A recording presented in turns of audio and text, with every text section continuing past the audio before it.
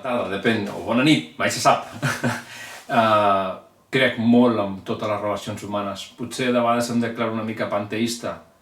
Penso que, en el fons, tots estem connectats i tot està connectat. És per això que us ensenyo, en lloc d'altres coses, potser una de les peces que a mi sempre m'apassiona, que és la traducció obsessiona, hi ha una mica d'obsessió també, però m'apassiona.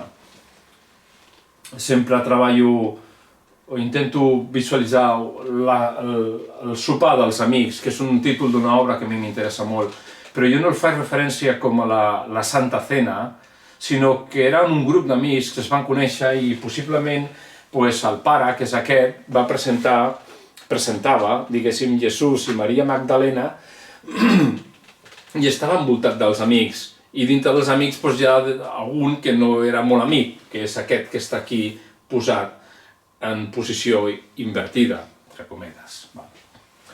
Una mica intenta reflexar les relacions humanes des d'un punt de vista humà, simplement.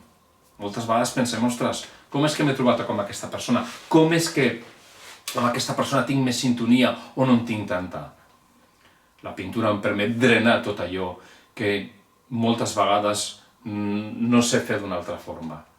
I ploro, i ric, i ho faig davant de l'obra perquè és el que em preocupa. Per mi és essencial. Hi ha peces grans, soc tardio, m'he passat molts anys pensant. Quan he de fer un dibuix, com sempre tinc el pensament de que no en sé, de que sóc molt dolent, que no sé per què m'he posat aquest embolic,